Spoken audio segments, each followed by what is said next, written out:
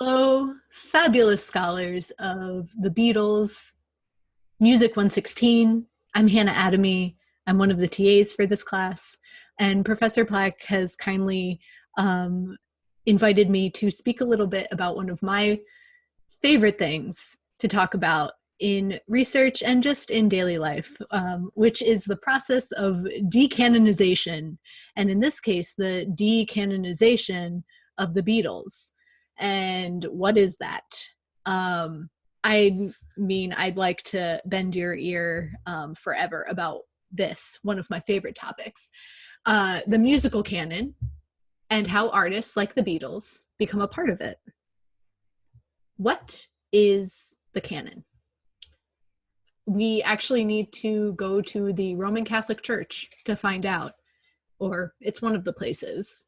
Canonization in the church is the process through which a dead person, usually someone who is notable in some way, becomes a saint. And this person is considered to have an exponential degree of holiness or a likeness or closest to God. You might also have heard the word canon refer to the source material for fiction-based fandoms. Often fans will argue about what counts as canon. Are just the Harry Potter books canon? What about J.K. Rowling's tweets? These arguments about what counts as canon presume that some works of art are more worthy of discussion and rigorous study than others. In a similar way, composers and songwriters can reach an elevated status in music, and this comes through in our research and teaching as music scholars. This is because when we write and talk about particular composers and analyze their works, these composers and their stuff become elevated and enter a canonical pantheon of other godlike figures. The people, so maybe like a shorthand definition of canon might be the people and works at the center of what's considered legitimate, rigorous, excellent, scholarly discussion about music. But, and the Beatles have entered this group of people. But how did they get there? Why are they at the center of most public discussions, particularly of rock music and rock music history? I want to try and answer this question, but before I do, I need you to bear with me for a little bit because I need to tell you some of the notable marks of the canon. What is the work of canon, specifically the process of canonization, how things become canonical? Go ahead and move myself. That's me, Hannah, my explanation of what canons do. First off, canons present history as a progression or evolution. Definitive histories in music sometimes usually go through the medieval music, Renaissance, Baroque, classical, romantic, modern trajectory. Or if we're thinking about popular music, maybe we start with the blues and move to jazz, swing, and big band, which gets us to R&B and then rock and roll and progressive and folk rock, 80s pop and glam rock, grunge, and finally we end with rap and hip hop. This idea of progression or evolution is also seen in the way we talk about even just one artist's scope of work. For example, the albums Revolver, Sgt. Pepper, and the White Album were the pinnacle of the Beatles' artistic career. 2, canons establish and maintain boundaries of genre. And this is how you get the concept of something called classical music or punk rock, right? A canon provides the definitive lists of artists and albums you need to know in order to understand or get or have a conversation about the genre. And the younger the genre, the more flexible its canon. 3, canons reify a concept of artists as geniuses and laud the brilliance of an artist, group, or album in particular. So this is how artists become influences of other artists, where one artist is put at the center of the discussion, and then all the other artists are at its periphery. And usually artists in this tradition who write their own music are lauded as more artistic, creative, authentic, and original than those who don't. 4, canons standardize what counts as excellence in a genre.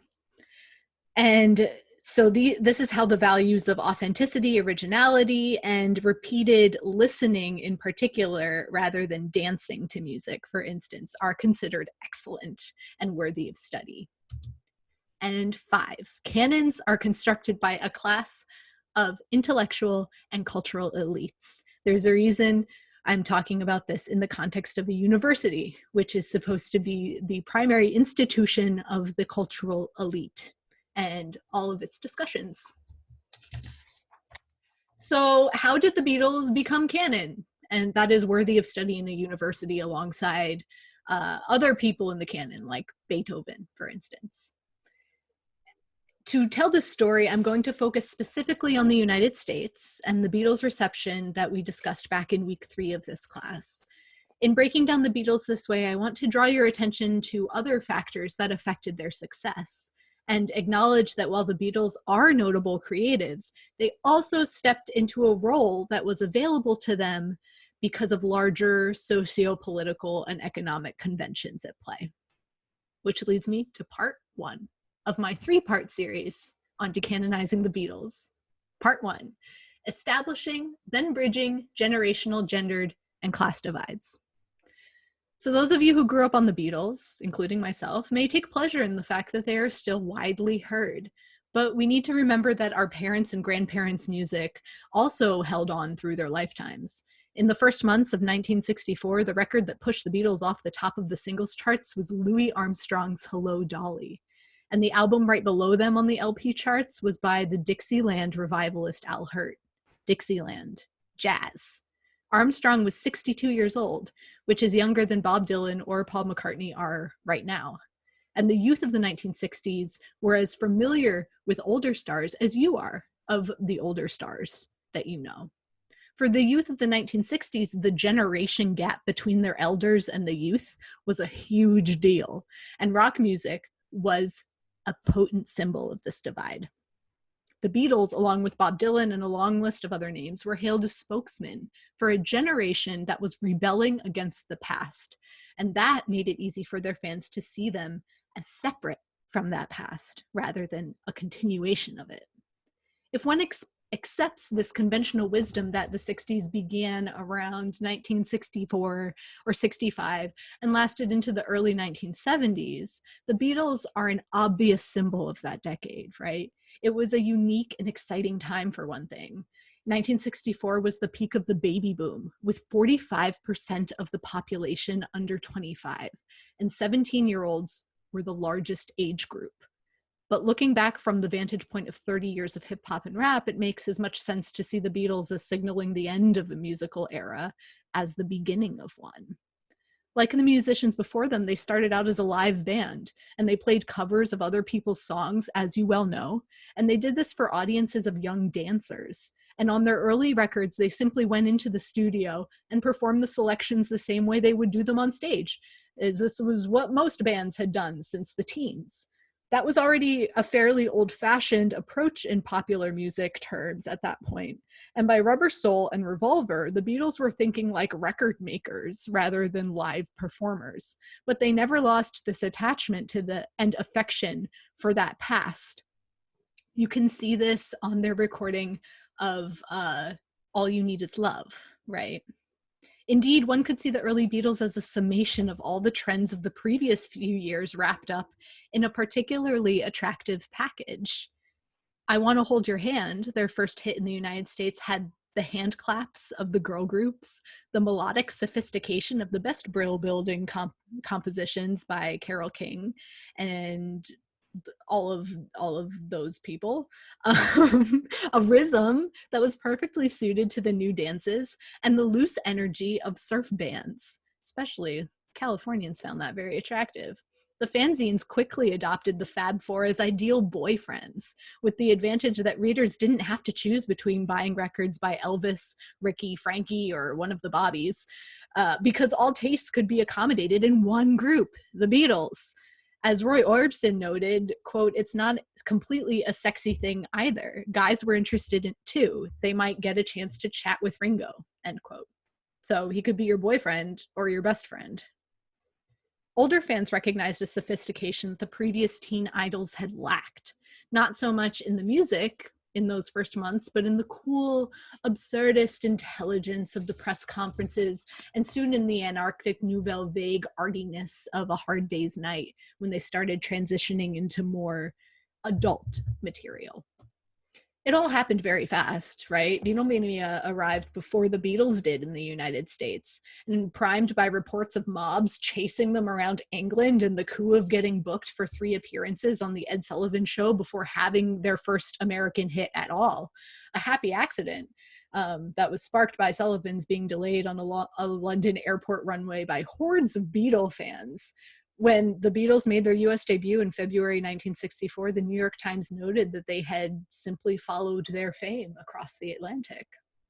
Capitol Records had initially passed on its option to release the group's recordings, allowing several other American labels to get early Beatles singles, but it now provided a barrage of publicity for them. And the fact that they were competing singles on 5 different labels meant the radio was filled with Beatles material. To the surprise of almost everyone, the band's talent lived up to this craziness. Oh my God. Though at live shows, there was more infectious energy, perhaps, from the audience of screaming teenage girls. Definitely helped. The startling thing was how quickly the Beatles transcended that initial image of the boy band. It took Sinatra more than a dozen years to get over being typed as the Bobby Soxers dreamboat, but the Beatles managed the same feat almost instantaneously. It did help, notably, that they were British, right? Even if their remarks had been less witty, their accents would have made them seem smart and cosmopolitan, and in short, fancy to American ears. And they arrived at a particularly Anglophilic moment. A year earlier, the New York Times had announced a British invasion of Broadway, so there had already been a British invasion of sorts. And their fellow acts, the Beatles' fellow acts on the first Ed Sullivan appearance, included British stars of the Broadway shows The Girl Who Came to Supper and Oliver, which also featured someone from the Monkees, Davy Jones. It was also a moment when Americans desperately needed a dash of escapism. President Kennedy had just been assassinated 2 months earlier. And though it is simplistic to talk of a national mood sometimes, it is easy to understand how a bevy of cheery Brits contrasted with the way a lot of Americans were feeling at that time. The mix of jangling guitars with jet-set sophistication fit neatly into the romance between rock and roll and high society, and started with that had already been set in motion with the dance The Twist. And the British invasion overlapped the discotheque craze, which was a whole other thing, which likewise was marketed as rock and roll for Europeans. Both discotheques and guitar-based groups on the Beatles model succeeded in a large part for economic reasons, obviously. They were far cheaper to produce than live music and larger bands, and earlier equivalents had been making inroads in the music scene for 20 years at that point. One obvious effect of this European glamour was to separate rock and roll from its association with juvenile delinquency, and more enduringly, with Black Americans. Another was to smooth the path to its acceptance as art. In the long run, the discotheque craze did not much influence either of these trends.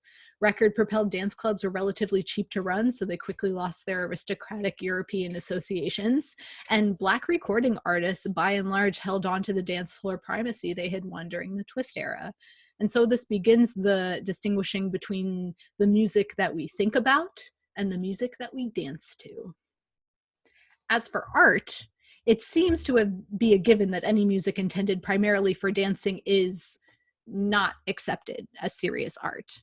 The contrast, classical music, even mediocre classical music, is the quintessence of seriousness for most pop listeners. And by the fall of 1965, the #1 song in the United States was Yesterday, featuring Paul McCartney accompanied by a string quartet. A string quartet. Though it did not excite the interest of many highbrow critics of the upper class, it was immediately greeted with enthusiasm by older pop musicians and Tin Pan Alley tunesmiths. The Beatles themselves had some ambivalence about this. McCartney recalled that they didn't release Yesterday as a single in England at all because they were a little embarrassed about it, because they were a rock and roll band, after all. But with its romantically world-weary lyrics, soothing melody, and mild variation of the conventional 32-bar song form, it was accepted as an olive branch across this generational gap between the older people and the youth. The song was quickly covered by every old line orchestra leader and vocalist who dreamed of being more than a nostalgia act. They're like, we got to get on this, right? And by August 1966, Billboard proclaimed it a modern standard, noting that there were already over 175 versions on the market, including recordings by Lawrence Welk, as well as country singers, cabaret artists, and the Supremes. You know this already. The breadth of appeal was what set the Beatles apart from their contemporaries. They got the teenage girls, they got the rock and rollers, the easy listening fans, and a good part of the folk audience, obviously. And they soon were making inroads with devotees of jazz and classical music. It took a while, but they followed the string quartet of Yesterday with the string octet, 8-piece, of Eleanor Rigby. I get so excited. Oh my God. The brass strings and woodwinds of Strawberry Fields and Penny Lane. And finally, Sgt. Pepper, right? They found themselves hailed as kindred spirits by the likes of Leonard Bernstein, who is a composer and conductor. And he compared them to Robert Schumann, who is a very famous composer, and the avant-garde composer Ned Rorem as well. And that conquest had a value far beyond the classical market, right? Because it made all the other listeners feel as if they were joining the cultural elite. We listen to the Beatles. We're high class. We have taste. The only major audiences the Beatles lost as they became more serious were the little sisters of their former fans, who loved them as cuddly mop tops and transferred that affection to a new upstart band, the Monkees. And of course, the dancers. From 1964 through 1970, the Beatles had 14 #1 albums, which you know this, right? And unlike Sinatra's run in the 1950s, those albums were outselling most hit singles, whole albums versus singles. No other group or artist even came close. So how did this happen? How did the Beatles' music come to be lauded as art? Not just music, but art, worthy of discussion and study. Part 2. The changing definition of art, who creates it, and the tech that makes it happen. In the 1960s, rock was compared to Roy Lichtenstein's comic book paintings and Andy Warhol's Brillo boxes. You know, pop art, a name that denied any primacy to individual creation over the mass products of the marketplace, and allied the visual arts with what was happening on radios and television screens. And that difference signaled not only shifting fashions, but also a shifting balance of power. By the 1960s, a lot of people were dismissing high art as elitist and irrelevant. As Bob Dylan puts it, museums are cemeteries. I'll give him his due. Museums are cemeteries. Paintings should be on the walls of restaurants, in dime stores, in gas stations, in men's rooms. Music is the only thing that's in tune with what's happening. All this art they've been talking about is non-existent. In other words, art is dead, long live the popular. There's my place. Linking pop art to pop music did more for the painters than it did for the musicians, many of whom, Lennon, Pete Townsend, Eric Clapton, Jimmy Page, and Keith Richards among them, had, as it happens, attended art school. By the mid-1960s, folk music was overtaking classical music as the favored listening for serious young intellectuals. So when rock and roll was described as a folk style, that was a claim of roots and authenticity, not an invitation to transform it into something more elevated.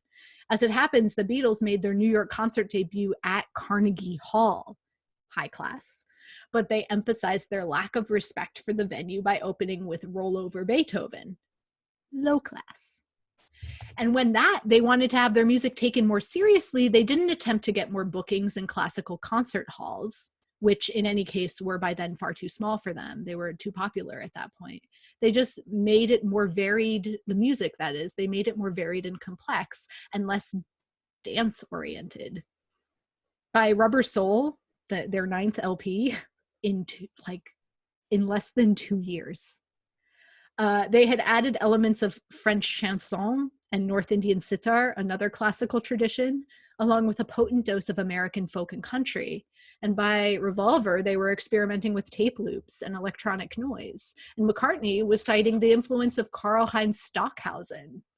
With Sgt. Pepper, they imposed a new aesthetic by refusing to release a single at all, forcing fans to view the melange of musical styles from ragtime to raga as long-form sonic equivalents of the photographic collage on the album's cover. You remember that collage, right? In terms of their own creations, the Beatles' work was both more daring and more enduring than that of other artists, but that was in part because they had a freedom that would have been unimaginable for others. The fact that they could retire from performing and make their whole artistic statement on records meant they could ignore the day-to-day concert and dance business that other artists needed to maintain in order to scrape out a living. The later Beatles records were not a take-home equivalent or even a studio-enhanced improvement of live performances. They were, after 1966, the entirety of the group's musical work, fully conceived, finished objects, in the same way that a book or a painting is a fully conceived, finished objects. And these are the things that canons love. There was a precedent of sort in previous studio pop productions, right? But although Brian Wilson of the Beach Boys and his critical soulmates hailed Phil Spector, right, Phil Spector's Be My Baby as a 3-minute pop symphony, most fans heard it as a girl group hit. Dancing to it and enjoying it is not as a unique work of genius, but as part of the commercial collage of just top 40 radio drivel. The later Beatles LPs, by contrast, were treated as musical novels designed for individual contemplation in their entirety, worthy of study, yeah? Although the band continued to release singles that got plenty of radio play, both they and their fans thought of their primary work as a series of albums. And that became the defining form for any band that hoped for its work to be viewed as art rather than disposable commercial pop. In other words, right, the medium of the album was the message. We're important and we deserve to be studied as art. Musicians who had big ideas make big records. Looked at another way, the Beatles had joined Bob Dylan, in a format that had never been associated with either teen or rock energy. Since the mid-1950s, folk, classical, and jazz musicians had been known for albums rather than singles, and pop performers from Ray Charles to Connie Francis had turned to the LP form when they wanted to record adult as opposed to teen material. In the past, though, it had been taken for granted that Charles's and Francis's albums of jazz country and Tin Pan Alley standards were aimed at different audiences than the teens who danced to their singles. The Beatles, by contrast, were seen as expanding their genre rather than stepping outside of it, and Sgt. Pepper as a maturation of their youthful style rather than an extension of the adult pop they had dabbled in with A Taste of Honey Until There Was You. So this is the privilege the Beatles have, right? Is that when they deviate from their norm, it's considered part of their progression, right? The way that I outlined initially, that number 1 on the canon. Everything's seen as an evolution or progression rather than a deviation from what came before. Which is to say, as usual, the genre labels had more to do with the audience who was listening than the music itself. Though the Beatles fan base had changed, and although they were now hiring symphony musicians as a backing band, like wow, the older teens and 20-somethings who put them at the forefront of a musical movement that included Dylan, the Byrds, the Rolling Stones, and San Francisco psychedelic groups, and soon such phenomenal album sellers as Simon and Garfunkel and Crosby, Stills and Nash, did not choose to think of themselves or their musical heroes as abandoning youth styles. Rather, they were just elevating them. By the later 1960s, there had clearly been a major change in orientation, and some people were beginning to make a semantic distinction between something called rock and roll, which was the earlier teen-oriented music, and rock, its myriad post-Beatles offshoots, the adult music. But even the most intellectual rock fans held fast to the notion that the music they now loved was an evolution of a style pioneered by Chuck Berry, Little Richard, and the Coasters, rather than an adult style for which they had forsaken the heroes of their adolescence, which is interesting, putting it in that legacy. It was true that the Beatles and their peers continued to play a lot of music that had links to early rock and roll, with the exception of a few songs. Their work was very different from what was being played in a place that I will know once I turn the page. Oh, it was being played and sung by older pop performers, which is notable. There was a cultural revolution going on, and though in retrospect, one can argue that a lot of the changes were more a matter of fashion than of substance, they were grounded in solid and harsh realities. First among these was the Vietnam War, and more importantly, the military draft, which threatened a generation of young men with being shipped off to die for a cause that to many of them seemed at best pointless and at worst pure evil. From early childhood, that generation had been threatened with nuclear annihilation, wondering if their world would explode before they had a chance to experience it at all. Don't know what that feels like. And their elders had done little to assuage their fears. So as they reached their 20s, they did not see the obvious paths to security that their parents had after World War II. And then add to that the contraceptive pill, which meant that sex did not have to lead to babies and thus families, and stir into the mix a new range of drugs, which offered a more interesting escape from those fears than alcohol did, but also could land you in jail. There has been a lot of sneering in later years about 60s era anti-establishment hippies settling down to traditional families and careers, but the reality is that during that time, a lot of them doubted they would even make it to age 30 at all. And when they did, even if they did, the world would look really different. Rock also set itself apart from other teen and adult styles by creating new radio, print, and concert scenes. Here we get into the tech of things. Since the mid-1950s, commercial radio stations had been experimenting with variations of the top 40 song format, in which the same few hits were played over and over, and the payola scandal pushed more broadcasters to take musical choice out of the hands of DJs in favor of restricting committee and chart determined playlists. So what this means, what would happen is that record execs would pay radio stations to play their recordings. And this is illegal to do without notifying the listener that this is a paid advertisement, essentially. So they were doing that without telling listeners, hey, someone paid to put this song on the air. This meant that chart positions ceased to be just measures of popularity and became self-fulfilling prophecies. On top 40 stations, the chart-topping records were pretty much all that were played day in and day out. And by the later 1960s, FM stations in many cities, acknowledging they were letting young DJs program freeform mixes that included album cuts and leaned heavily to the new rock styles. Meanwhile, a new kind of music magazine was appearing. First, the magazine Crawdaddy in January 1966, and then the fabulous Rolling Stone, right, in November 1967, and also a host of other short and occasionally longer-lived competitors, which focused on rock not simply as music, but as the voice of a generation. And in San Francisco, a new kind of concert scene emerged, which bridged the bohemian attitude of college town coffee houses to huge free outdoor performances and ballroom gatherings, such as Woodstock, that mixed the music with light shows, hallucinogenic drugs, and a spirit of community that captured the imaginations of young people across the country. It is easy, and it was easy even then, to regard 1967's Summer of Love with cynicism. Remember Summer of Love? And all the critiques have elements of truth to them, but so did the romantic myths. And it was natural to counter this nightmare of planetary destruction with the utopian dream of building a new world in the shell of the old. Nor was it all airy dreaming.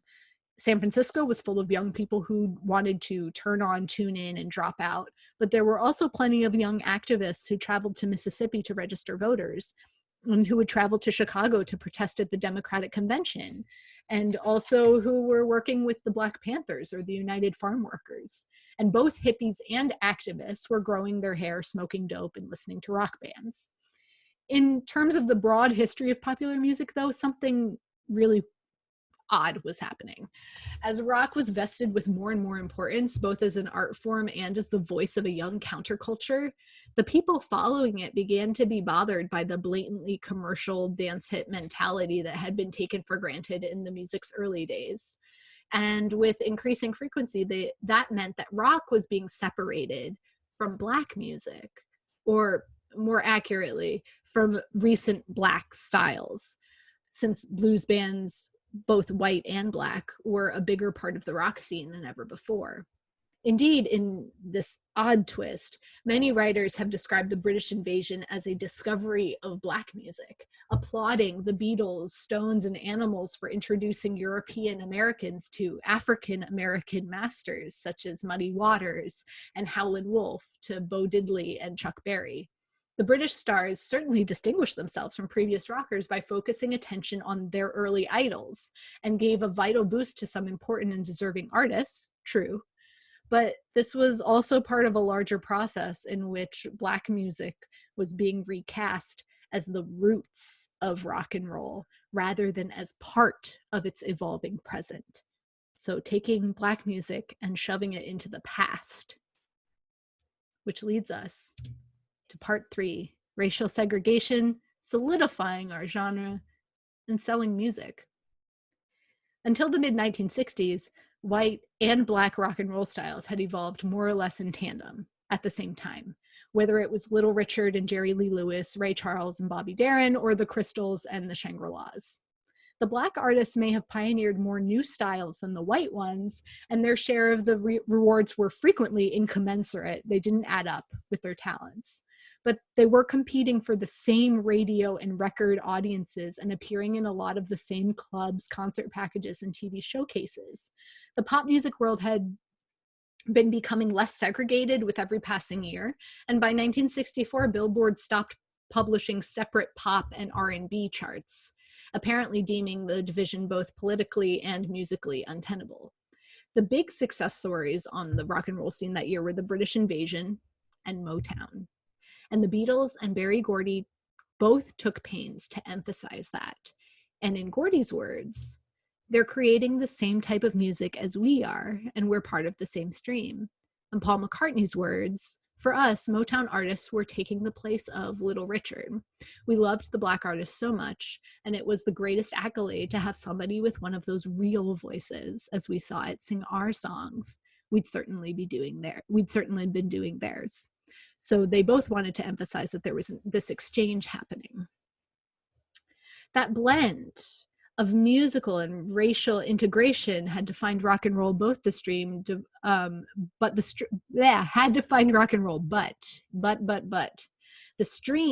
divided with the arrival of folk rock, or rock folk as it was called first, which stressed poetic or socially conscious lyrics. We learned about this. Stressed the lyrics over dance rhythms, and the sonic explorations of the Beatles, the Byrds, the Beach Boys, and the San Francisco groups. To an audience caught up in these developments, contemporary Black artists seemed to be lagging behind, still focusing on dance beats and A&M hits, which were so yesterday. It was inescapably true that Black performers, by and large, were thinking in different terms, actually. They had different goals from the new rock groups. Black artists were focused on making short, danceable music for airwaves. That logic would have made perfect sense to the Beatles in 1964, right? But by 1968, it was not at all the aesthetic of the true artist. The idea that music should be treated as an industry was exactly what the new rock fans rejected. And that's what Black musicians were doing. Motown producer Berry Gordy had patterned Motown's production process on the Ford assembly line. And when he wasn't stamping out hits, he was putting his artists through intensive training in dance and comportment and deportment and planning the conquest of the Copacabana and Las Vegas. You might know this model as what K-pop idols now do, all that rigorous training and all those carefully curated songs. Gordy's methods and his aspirations exemplified everything that the counterculture despised, but he and the artists were coming from a different place. They were not convinced by the Beatles' assurances that all they needed was love, and everything would be all right if they could just free their minds. As a member of the Fifth Dimension, which was a pop-oriented Black group from Los Angeles that ran up a string of hits in the late 1960s, he told an interviewer, quote, "When you start talking about the fact that the Black man is still hung up with status symbols, man, don't forget that he's trying to grab on to exactly the things that the white kids are trying to give up. Drop out? Wow, man. What we got to drop out of anyway? You don't want your fancy house or your good job? Shit, let me have it, man. Because I've been trying to get something like that all my miserable life."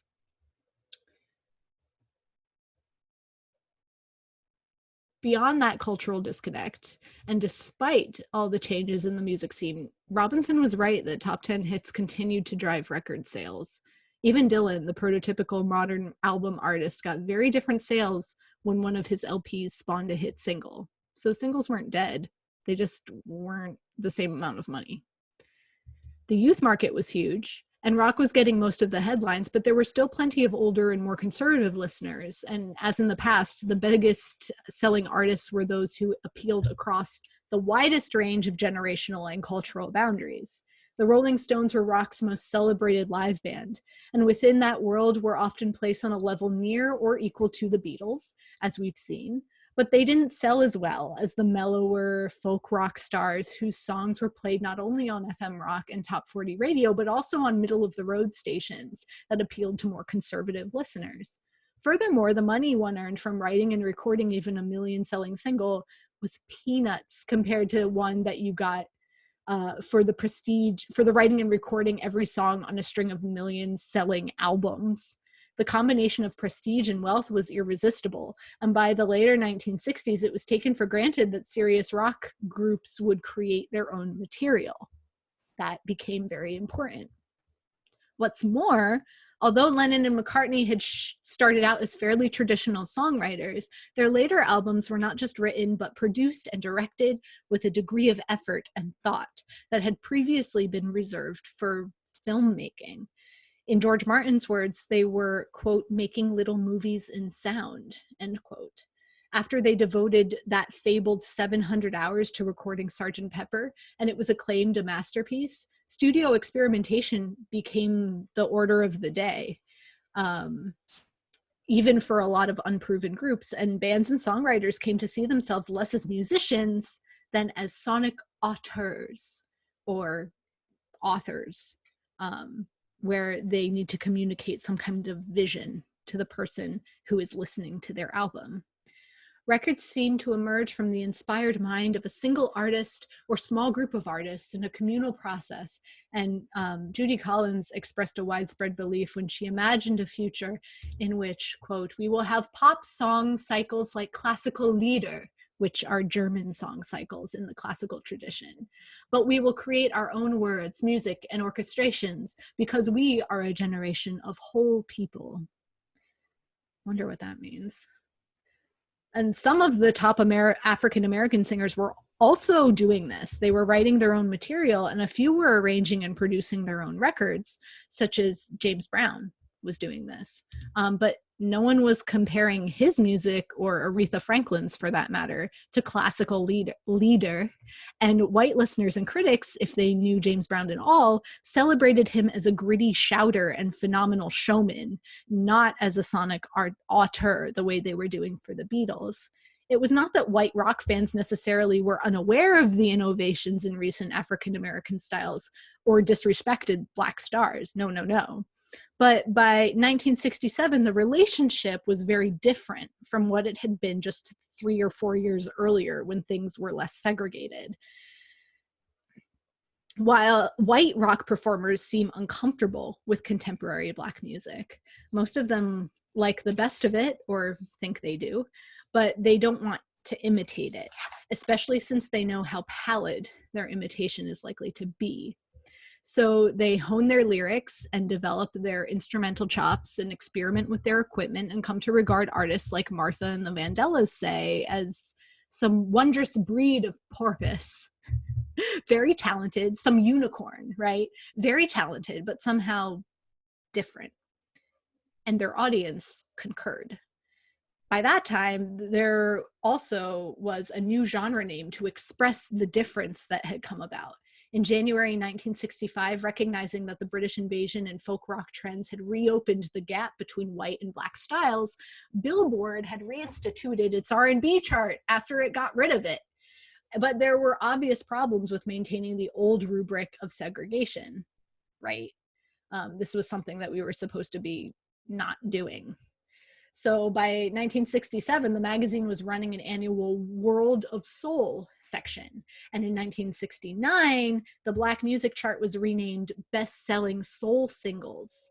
What soul meant was a bit vague. The first World of Soul was largely devoted to older blues styles, including articles on 78 RPM record collecting, on John Hammond's role as a blues promoter, and on Billie Holiday. And just as with R&B, there was always some question of whether it was a musical or simply a racial designation. But at least it acknowledged that Black artists were playing a modern style.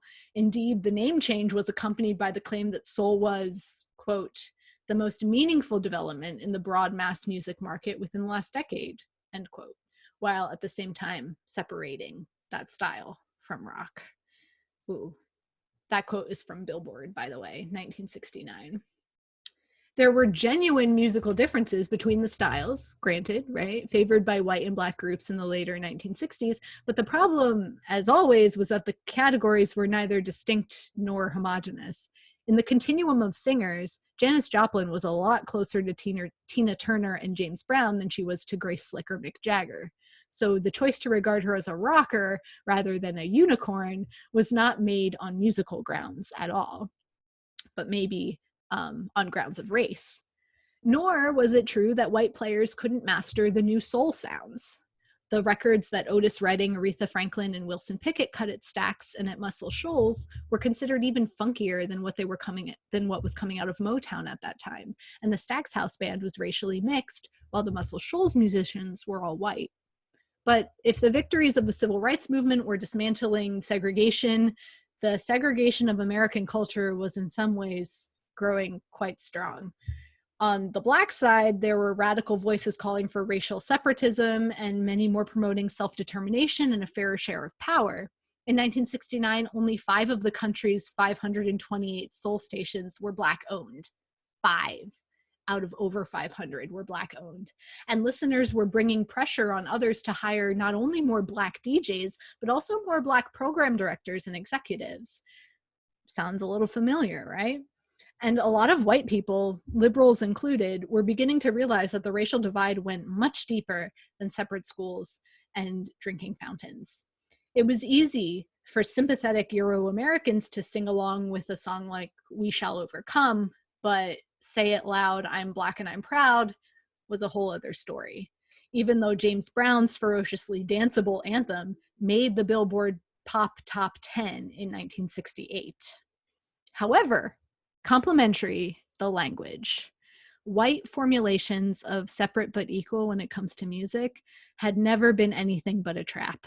Black stars were getting behind the pride movement and singing about respect. But as Marvin Gaye bluntly puts it, ooh, that's not the thing I wanted to go. But this is what Marvin Gaye says. He says, quote, everyone wanted to sell to whites because whites have the most money, end quote. So far from isolating themselves in a separate world of soul, most of them were doing their best to, Black artists, that is, were doing their best to maintain the racial overlap that had defined the earlier rock and roll scene, recording songs by the Beatles and the Stones and Simon and Garfunkel, Dylan, the band, the Doors.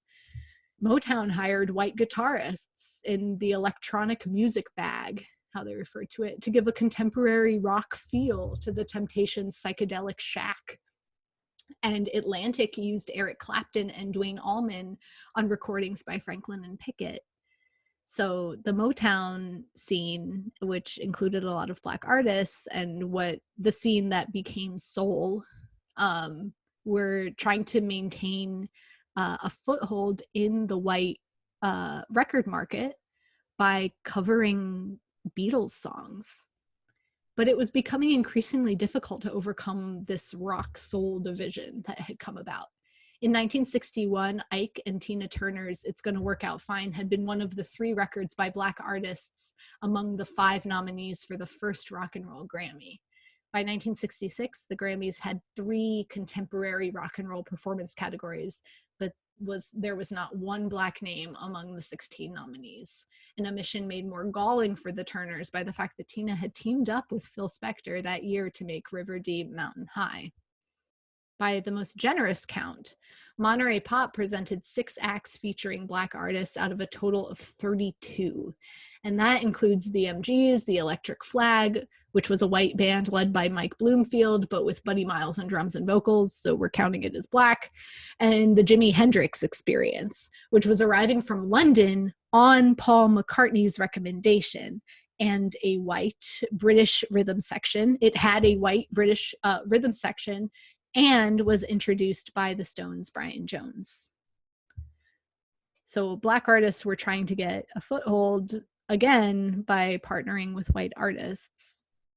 From now on, when rock bands shared double bills with Black artists or invited Black musicians to join them as guests, it would be seen as an attempt to cross boundaries or add a touch of blues, soul, or funk, rather than because all of these artists are from the same single musical movement.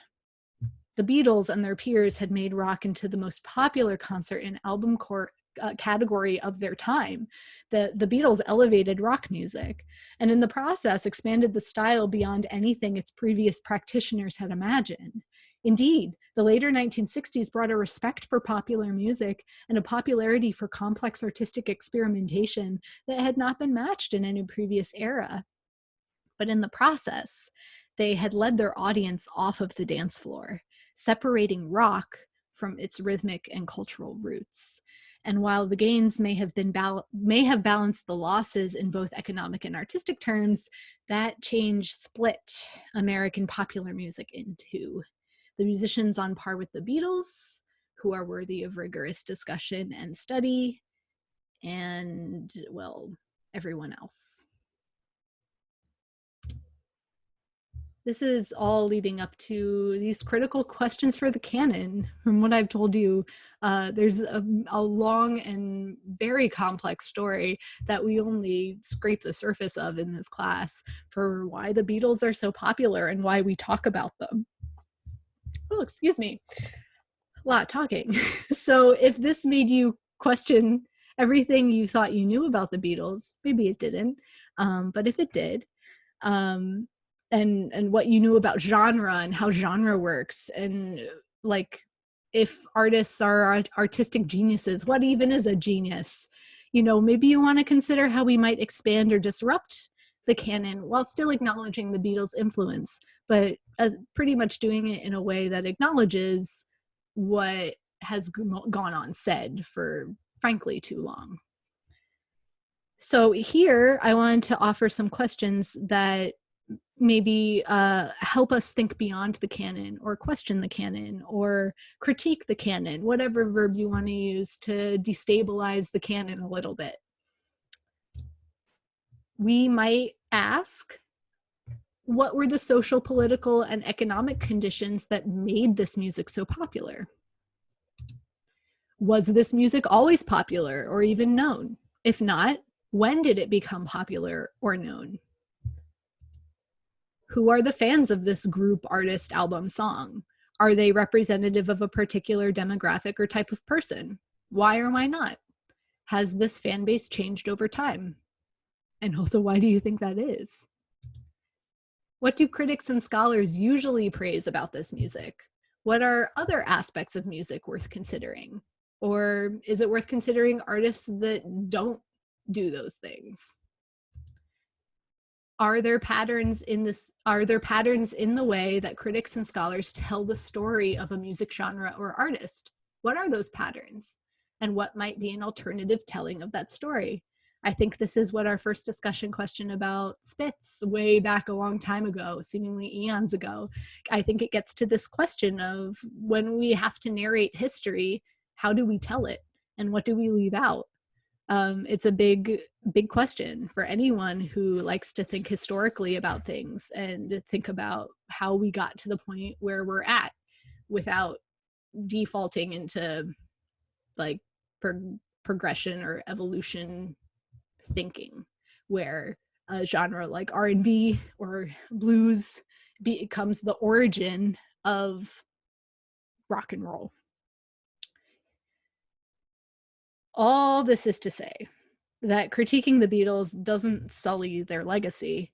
Rather, it takes them off this godlike pedestal that they didn't even put themselves on in the first place, and puts them back in conversation with the complexities and the particularities of their time, as I hope anyone would do to you when you are famous and are on the brink of becoming part of the canon. Thank you again for listening, and I'll see you in the virtual world.